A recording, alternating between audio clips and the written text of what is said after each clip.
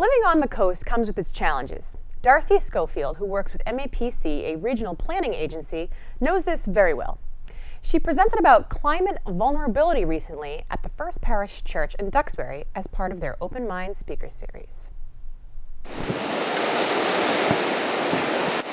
We're here tonight at the First Parish Church in Duxbury for the Open Mind Speaker Series. The title of our presentation is Water, Water Everywhere, which is really relevant given the number of storms we've had most recently. And so looking at very specifically Duxbury, but also the towns of Kingston and Marshfield on how climate change is impacting us now and into the future.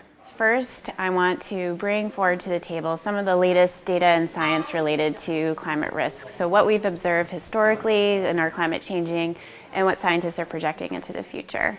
The second piece is how does that science translate into different types of vulnerabilities here in our region in the South Shore, whether it's coastal flooding or inland flooding or extreme heat, and how that affects the people and the places and the economy and our communities and what's special to us there. And then the third component is what can we do now?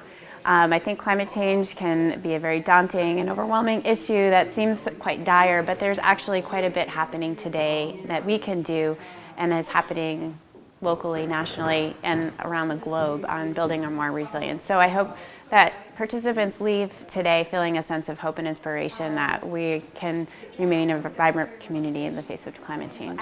When I work with communities, the first thing I say is let's make a plan. So let's try to understand what those risks are. Let's learn how they're going to affect your community. Let's write that down and evaluate and create a plan. And so working specifically with the town of Duxbury, this climate vulnerability assessment that we'll be doing with them can help enable them to, or other municipalities if they chose to pursue this path, to get grant funding from the state and the federal government towards building more resilient infrastructure. So the first part's making a plan. The second part is starting to educate. The way that we perceive our towns, our communities is changing, and we need to reevaluate the way we envision and redesign and redevelop our communities and protect our communities.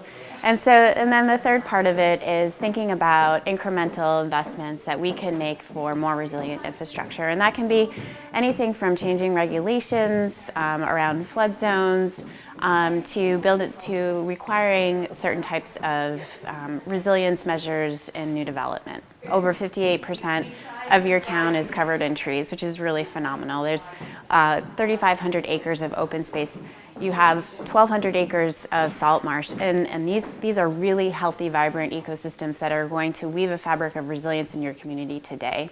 So some of the challenges that we are obviously going to see is the sea level rise with storm surge, seeing some more frequent and intense storms like we've just experienced in this winter, and how that's going to impact some of the houses that live on the shoreline or some of the hard infrastructure. So we'll have to rethink some of those things.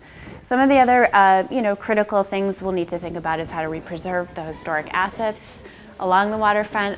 It's really a vibrant part of the community of Duxbury is this historic assets, particularly along Washington Street. And Snug Harbor is also a very vulnerable area, but also a center of economy for the town and a real community gathering space. So revisioning how we're going to look at Snug Harbor and the businesses there so that they're resilient and vibrant and remain those community spaces into the future.